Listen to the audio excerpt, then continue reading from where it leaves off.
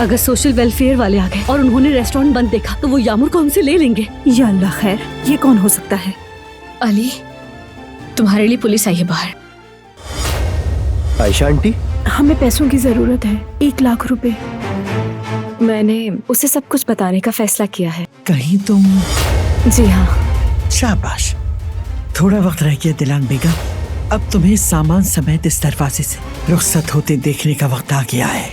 जी फरमाइए, कुछ चाहिए था? एक छोटी सी मुस्कुराहट भी नहीं बची मेरे लिए। गुल, आप यहाँ क्या कर रहे हैं?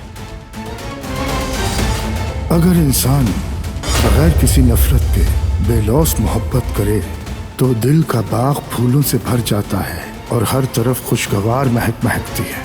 तुम्हारी और दिलान की डिवोर्स हो रही है? बस डॉक्यूमेंट्स पर साइन करना बाकी है। तो फिर क्या हमारे दरमियान कोई चांस बन सकता है?